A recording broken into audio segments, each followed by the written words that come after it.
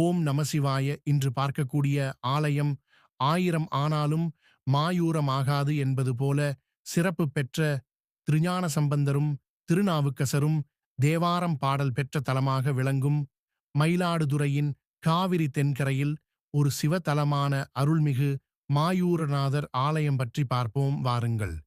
புராணப் பெயர்களால் சிகண்டிபுரம், பிரம்மபுரம், தென்மயிலை என்று அழைக்கப்படும் மயிலாடுதுறை மாயூரநாதர் சுவாமி திருக்கோயில் 9 நிலைகளுடனும் 9 கலசங்களுடனும் எண்ணற்ற தெய்வ சிற்பங்களும் அழகு மிகுந்த வண்ணங்களுடன் 164 அடியில் கம்பீரமாக கிழக்கு நோக்கி காட்சி கொடுக்கும் ராஜகோபுரம் வழியாக உள்ளே செல்லும் வழியில் ஆபத்துகளை நீக்கக்கூடியவராக அங்கு தங்க முனீஸ்வரராக காட்சி கொடுக்கிறார்.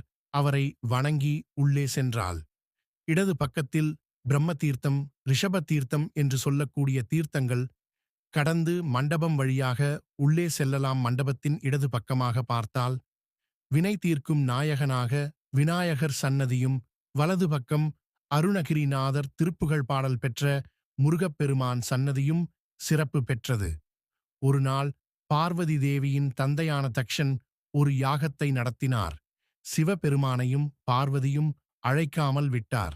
அதனால் கடுங்கோபமடைந்த சிவபெருமான் யாகத்திற்கு போக வேண்டாம் என பார்வதி தேவிக்கு கட்டளையிட்டார்.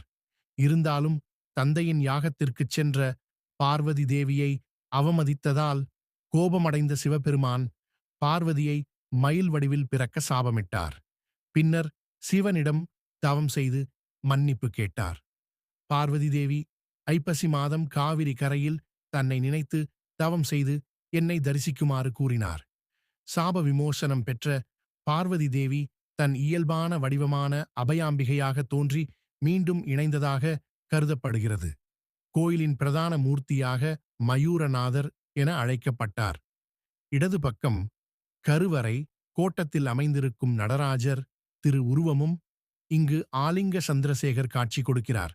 திருமணம் தடை நீங்க இவரை திங்கட்கிழமையில் தொடர்ந்து அர்ச்சனை செய்து வந்தார்.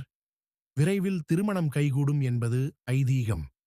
செத்து பிறக்கின்ற துதிப்போர்க்கு முக்கிதான் இல்லையடி குதம்பாய், முக்தி தான் இல்லையடி குதம்பாய் என்ற பாடலை பாடிய 18 சித்தர்களின் ஒருவரான குதம்பை சித்தர் ஜீவ சமாதி சந்தன காப்பு. விநாயகர் சன்னதியில் அருகில் சித்தர் இறைவனோடு கலந்து ஜீவ சமாதியான இடம் உள்ளன. கருவறையின் பின்பக்கம் தருமபுரம் ஆதீனத்திற்கு சொந்தமான முருகப்பெருமான் வள்ளி தெய்வானையோடு காட்சி கொடுக்கிறார். கோவில் முழுவதும் திருவாடுதுறைப்பகு சொந்தமாக இருந்தாலும் முருகப்பெருமான் சந்நிதி மட்டுமே தருமபுரம் ஆதீனத்திற்கு சொந்தமானவர். கந்த சஷ்டி விழாவின் போது முருகன் ஆலயங்களில் முருகப்பெருமான் சூரபத்மன் என்ற அசுரனை அழிக்க சக்தியிடம் வேல் வாங்கும் நிகழ்ச்சி நடைபெறும். ஆனால் இங்கு முருகப்பெருமான் சிவபெருமானிடம் வேல் வாங்கும் நிகழ்வு நடைபெறுகிறது. 63 நாயன்மார்களின் சன்னதியும் 1008 லிங்கங்களை தன்னகத்தே கொண்ட சகஸ்ர லிங்கமும் கட்டிடக்கலை சிறப்புக்கு கோயில்களின் தூண்களை பார்க்கும்போது தெரிகிறது. தமிழர்களின் கட்டிடக்கலையும் சிற்பக்கலையும் கை தேர்ந்தவர்கள் என உணர்த்துகிறது.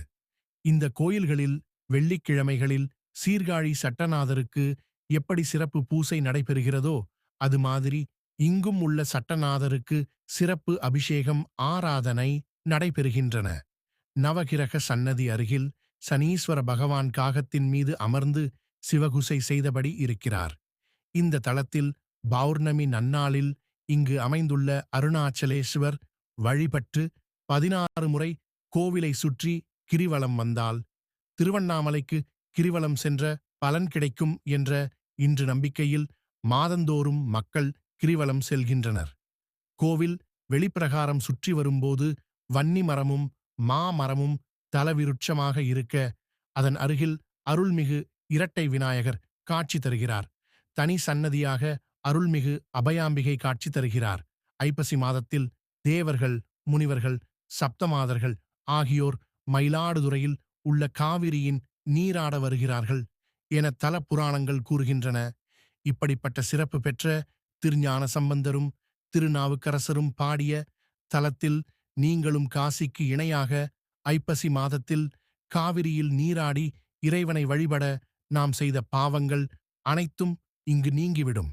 அதனால் காவிரி நீராடுவது சிறப்பு வாய்ந்ததாக கருதப்படுகிறது. அனைவரும் இந்த கோவிலில் தரிசனம் பெற்று நீண்ட ஆயுளும் செல்வமும் ஆரோக்கியமும் வாழ வேண்டுகிறேன். ஓம் நம சிவாய.